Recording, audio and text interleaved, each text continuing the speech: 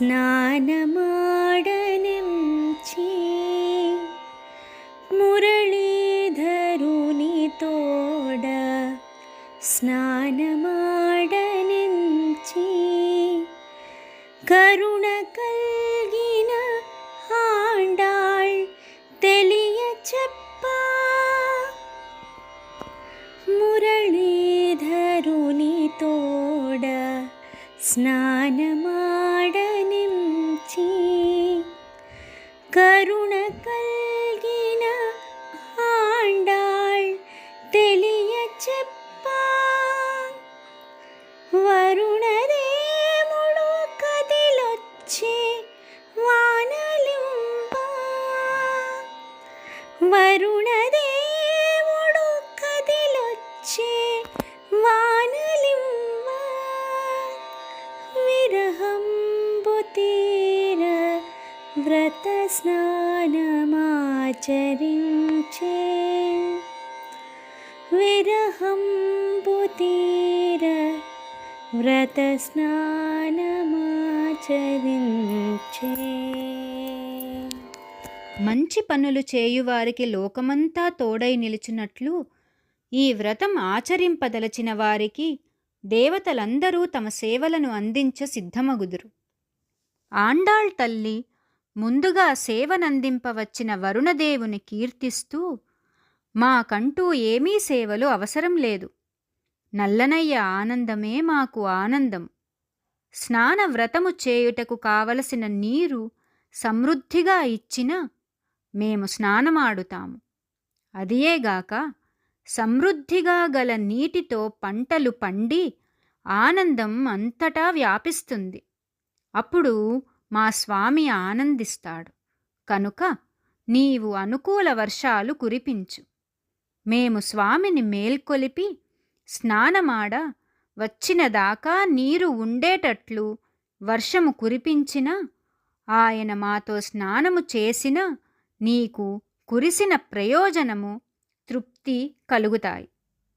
నీవు కురిపించే వాన బడుగు జీవుల గుడిసెలపై గాక పర్వతాల వద్ద కురిస్తే లోకానికి కావలసిన రీతిలో నదులలోకి ప్రవేశించి పంటలు పండి అందరూ ఆనందంగా జీవనం సాగిస్తారు.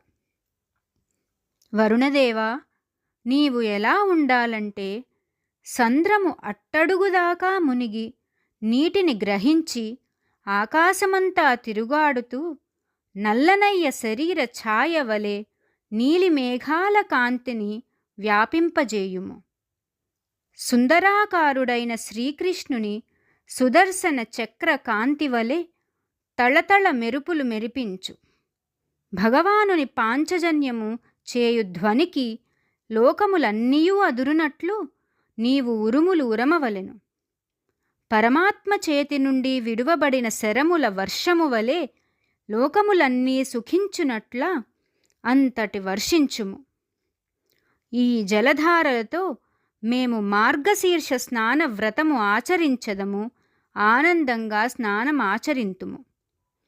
దేవతలంతా శ్రీకృష్ణుని కనుసన్నలతో మెదులుతూ అతని భక్తులకు సేవ చేసిన భగవానుని మెప్పు పొందుట సులభమని తలంచి కృష్ణప్రియులైన గోపికలకు సేవ చేయవచ్చిన వరుణదేవునితో సేవ ఎలా చేయాలో ఆండాళ్ ఈ పాసురంలో వివరించింది.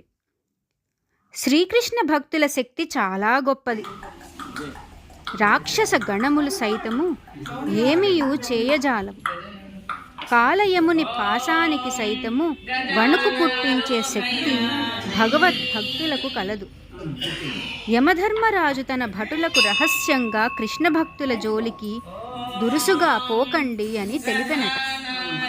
భగవానుని తృప్తి పరచిన లోకములన్నీయూ తృప్తి చెందును. కారణం ఆయన సర్వాంతర్యామి. అప్పుడు మాత్రమే ఆయన యంత్రాంగమంతా కదిలి తమ పనులను సక్రమముగా చేయగలరు.